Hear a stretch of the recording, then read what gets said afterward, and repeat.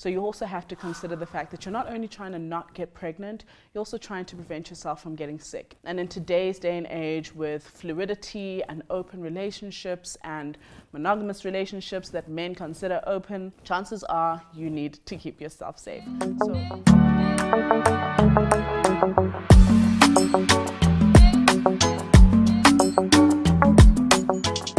Hey Yoni Tribe, welcome to another tribal session. It is Women's Month in South Africa, and as women we know we have been policed, we have been silenced. There's just so many taboos and stigmas attached to sex when it comes to women and their pleasure. And one of the hardest things to do is how to ask your partner to use a condom. And it doesn't even have to be your partner, it can be a complete stranger. So I'm just going to give you a few points, things that you can use to kind of make your questioning and, you know, asking for this very, very awkward conversation a little easier. So the first thing that you need to do, the first point, is to question yourself. Do I want to have sex with this person? Am I comfortable enough to disclose my sexual history with them, and vice versa, because you obviously want to know the answers from them. If there are no condoms in sight, do I still want to have sex with this person? And what are my hard no's and my limits? And do you feel like the person that you are going to have sex with will honor those boundaries? If your answers are no, then don't do it. But you only will know if the answer is yes or no, or whether you should actually do it if you actually question yourself. So the first thing that I suggest is questioning yourself. So the second point is having the conversation prior. And I mean prior to taking your clothes off, because once you already get heated and in the moment, it's a lot harder to be like, hey, do you have a condom?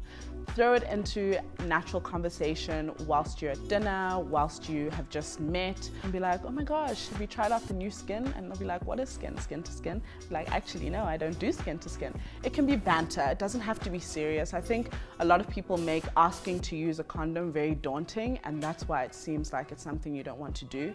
But if it's something that you've discussed prior to actually engaging with this person, chances are you'll understand exactly where their head is at and what they will or won't do before you get into the bedroom. Number 3, and this goes for you ladies, because I think that we always put the responsibility on the men to have the condoms. Have your own condoms. I think it's empowering to be able to protect yourself. I think it is empowering to show that you are willing to protect yourself. And a man will take you a little bit more seriously as well, because even if you are doing it casually, it doesn't seem like you are reckless about it. No one wants to have reckless sex. You want to have a good time, but you also want to protect yourself. So have your own condoms, but be sure to have them somewhere close by, which is number 4, or option number 4. Have them close by, somewhere where you can actually see them. Having them under a pillow or in a box somewhere will make you forget. Having them out on your side table or on the actual bed itself, everyone knows what's up when they see it, and everyone is expected to kind of go accordingly. So have them somewhere close by, easily accessible, somewhere visible, so that it is also a reminder, and yeah, have your own. Embrace the awkwardness. Make it sexy. You can literally make it part of your foreplay to put the condom on. And it doesn't necessarily have to be the man putting it on for himself. If you guys have checked out my first episode where I'm talking about how to correctly put on a condom using the Oprah method, I will put that information somewhere over here. You guys should really check it out. It's really not that hard. It's quite easy, especially if you follow the little 5 steps that I give you. But make it sexy. You can do it in between giving a hand job or even a blow job. You can ask, can I put it on for you? You can ask your partner, would you like to put it on for me? Or here, you put it on, and watch your girl put it on you. It really doesn't have to be something that is like off or awkward. Embrace it if it is, because laughter also will just make the experience a little bit more lighthearted. This is my favorite point. Do not take excuses. Men love to have excuses. Oh no, it stops my blood circulation, it's too tight. Lucky for you, SKYN has a new range called SKYN Large that caters to the more well-endowed, so that cannot be an excuse. Oh no, I lose sensitivity, I can't feel it, it doesn't feel like anything.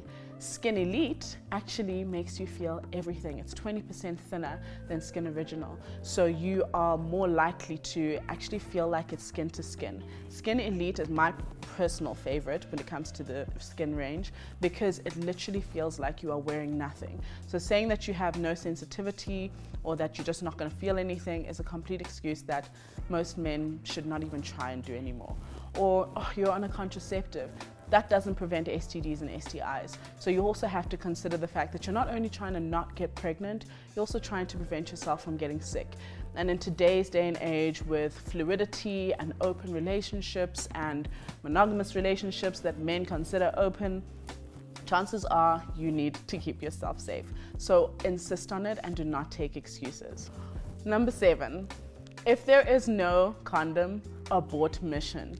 And no, I do not mean abortion.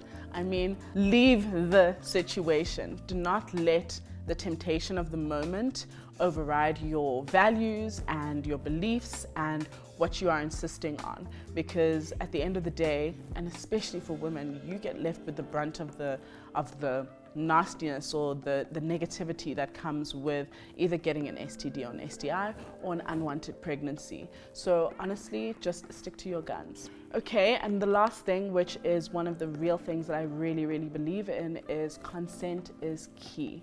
Just because we are talking about using condoms or having condoms or what you like or don't like does not mean that I'm actually giving you consent to have sex with me.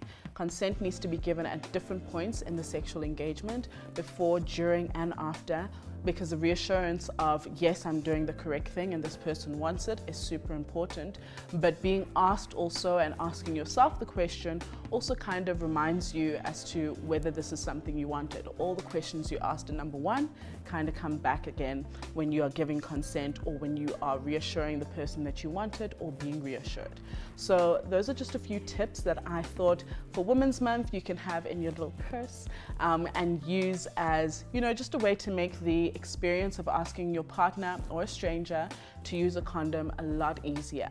So I hope you guys enjoyed this. Don't forget to hit the subscribe button, smash the notifications bell.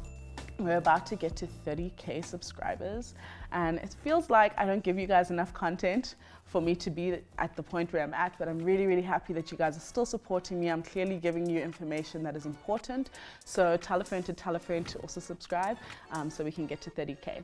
Bye, Yoni tribe.